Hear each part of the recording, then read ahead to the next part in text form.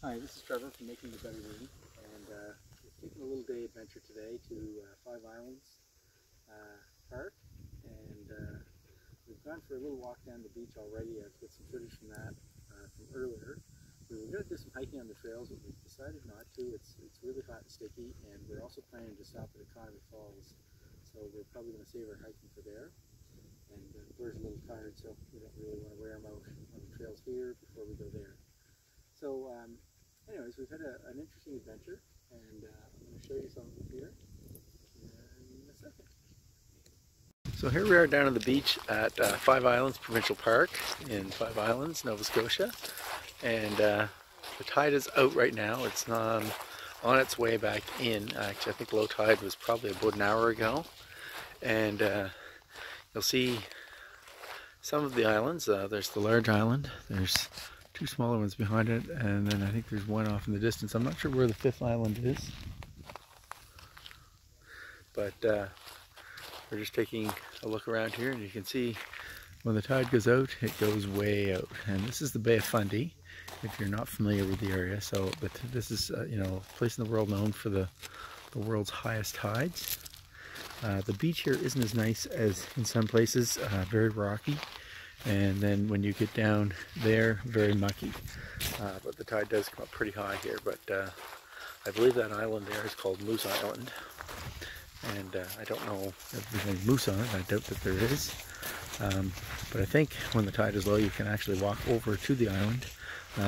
You know, you might have to wade through water up to your knees or something like that. Or you used to be able to. I assume you still can.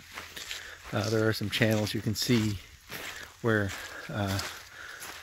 there is water running out, and we have Blair with us, and I have Jessica with me as well. I don't know if she wants to be on camera, so she's shaking her head now, so we'll just show Blair. We'll do some more video in a bit. So we've walked a little ways here, and we're out onto the mud flat area off the rocky part of the beach, and I wanted you to see the cliffs here. So the water goes, you can see there's a wet mark up there, partway up the cliff. The water comes in at least that high, sometimes higher. There's a lot of erosion happens here. It changes from year to year, and then you get some rock formations that will withstand longer. So there's a lot of sandstone that washes away. Whoops, a little slippery there. It's kind of mucky and slippery. And we're gonna walk and see how close we can get to Moose Island. I've never gone out this way before. Like I said, I know that I know of people who have walked to it when the tide is low, but I'm not sure if you have to cross you know, some water or not. I'm not equipped for crossing water today, so we're just going to walk out and see what we can see. There's Jessica and Blair, even though they don't want to be in video from this distance. I'm sure she's fine. So yeah, we're just going to take an adventure out. I think we're also going to go out around that rock in the distance and look around the corner, but it is really a beautiful spot, like I say, to see all these cliffs. It's not the sunniest day today, but we'll see what we can see. All right. I'm figuring out quickly that sneakers are not the optimal footwear here. You probably need rubber boots. Jessica's going to continue in that direction with Blair. I'm not sure if I am. I'm pretty buried here, and I was sinking in pretty good. So I may try not to go out any further or try to find some places that are solid to walk. We'll see how it goes here. It's really mucky, mucky, mucky. I do see a path here that a four-wheeler has taken, and maybe if I walk there, it will be compacted enough that I won't sink.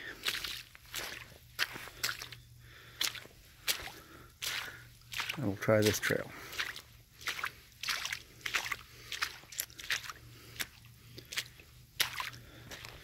Not sure. Oh, whoa. No, definitely staying on that track.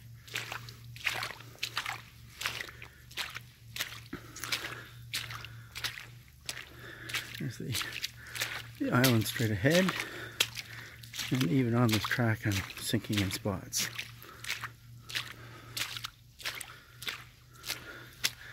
So people do digging for clams here and other things. I'm not sure what else. definitely a lot of fishing in this area. I think probably more an economy, but we shall see. I'm going to wish I had some other footwear, I think, by the end of the day today.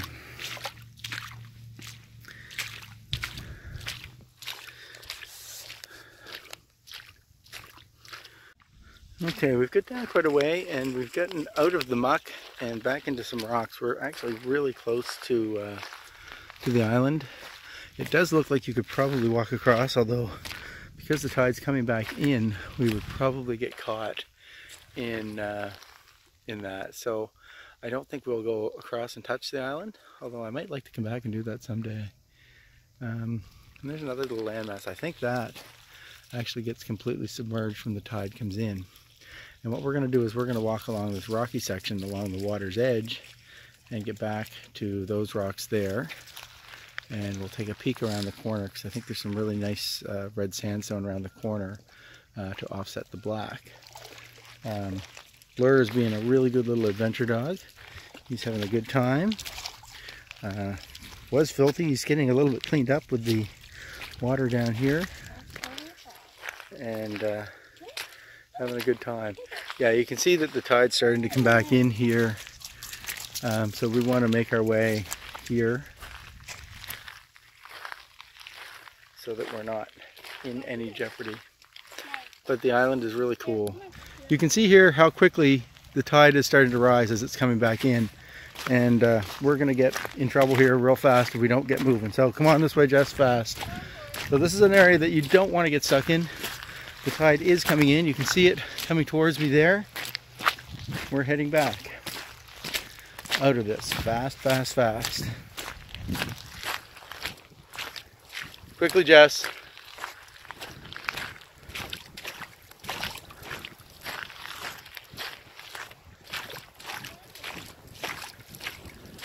Yeah, this is moving in really quick here.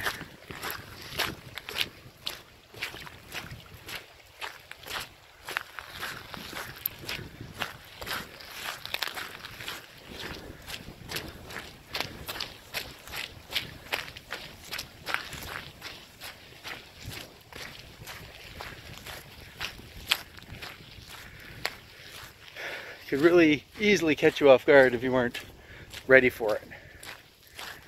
So we're going to head over to the highland here in the corner. It does look like that's the lower section, and we're probably okay up here for a few minutes.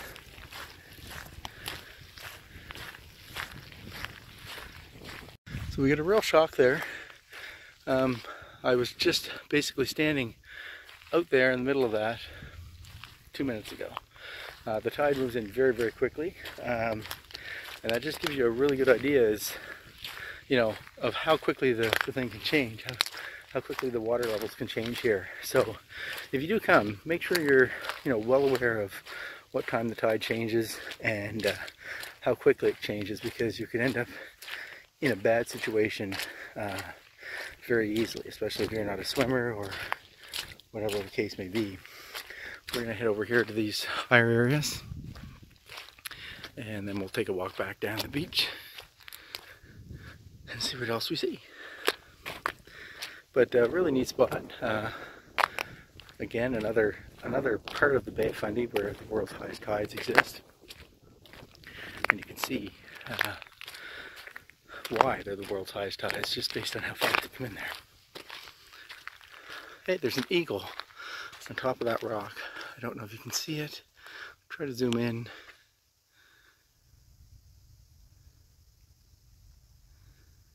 Probably can't tell that it is, but that's an eagle.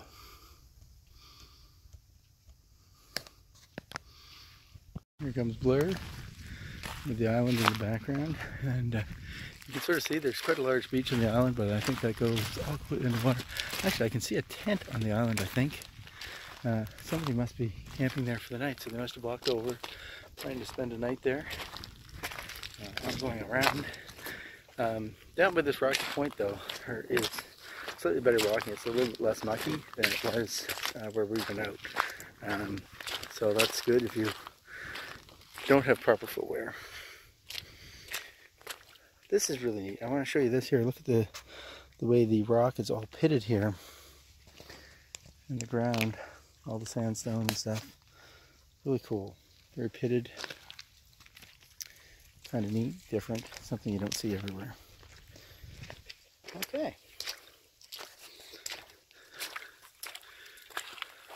And just showing you this here, this seaweed is wet, which means that it was underwater sometime in the last 24 hours. So this here whole area where I'm standing, which is certainly goes about 20 feet above my head, and you can see the water down there, which is at least 10 feet down from me, and probably more. So, you know, this is the kind of tides we're looking at here. And you can see that the water has really filled in there between the island and the beach here quite a bit. We've come down this way and it's rocky and easier to walk on if you have shoes. And we're going to go around the corner and then head back before the tide comes in too much more. So we have come up, we're right at the base of this large rock structure. And I wanted to sort of give you a view from here. So there's the cliffs, and you can see there's a fence at the top there. There's a trail, I think, that walks along there. We may walk that trail when we go back. But you can see the beautiful shoreline here, and it's really cool on this side. We're actually going to come up over these rocks so you can get a look at it.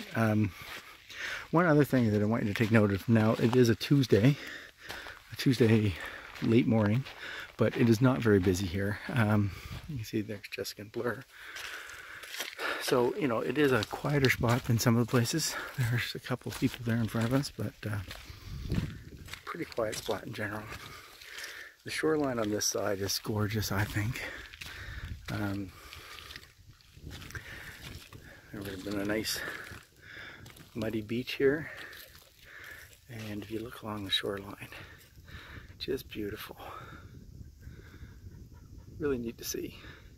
And like I say, the water will definitely be up on the side of these rocks, on the side of these cliffs. I'm not sure exactly how high, but definitely up here. So we're going to start making our way back, and we'll do some more video along the way.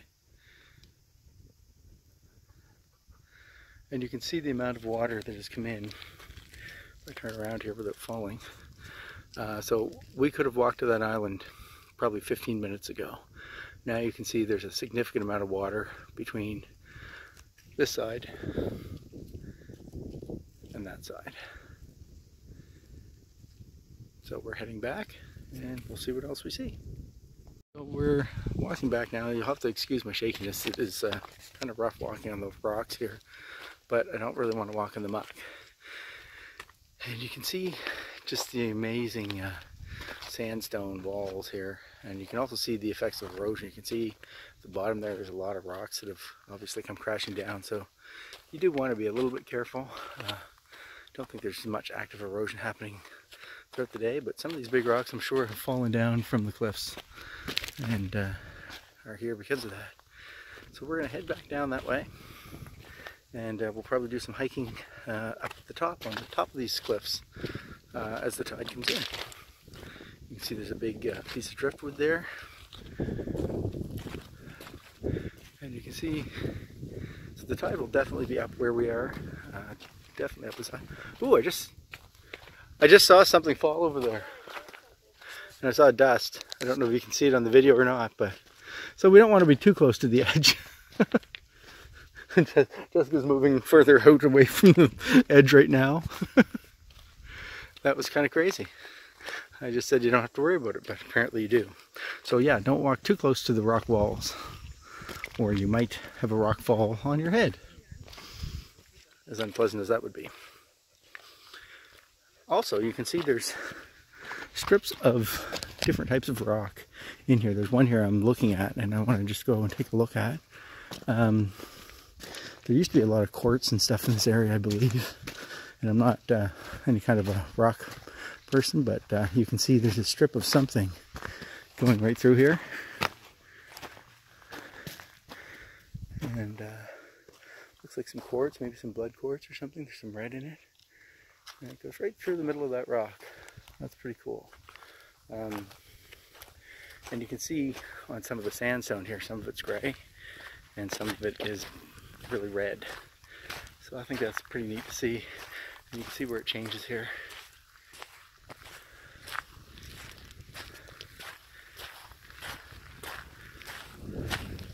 I love the patterns on the sandstone with the red and the gray. It's pretty neat. I'm tired out here, having a little rest, but we're gonna have to get moving in a minute. We'll get him a drink once we get back up to the car. But he's enjoying his adventure on the beach here too. He's been dirty. He said, "What are you guys doing? We're gonna stay here, we're going." And I was just mentioning here, I come over to see, I love the different colors in the sandstone, the gray and the red, and just wanted to show you some of that here. It's really cool. And pan across here again to see the island. There's those people that are coming back too. So yeah, pretty neat. This is a great example of what not to wear to Five Islands. They break apart because they get stuck in the muck. So Jessica now is bare feet. Actually, I ripped it on the rock. Oh, she ripped it on the rock.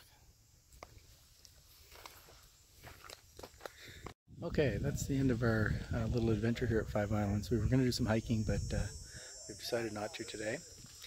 You can see there's the island in the background, and as you can see, the tide has come in quite a bit already from when we got here. We've been here probably a little over an hour and a half maybe. We hiked down the beach. We were almost to the island before the tide started really coming in fast, and we decided to get the heck out of there. So Five Islands, pretty cool adventure, pretty neat to see. Definitely you want to have good footwear, something either rubber boots or something that you can get muddy, but something that's also durable for the rocks. Be aware that there are no flushing toilets here, so you're looking at toilets in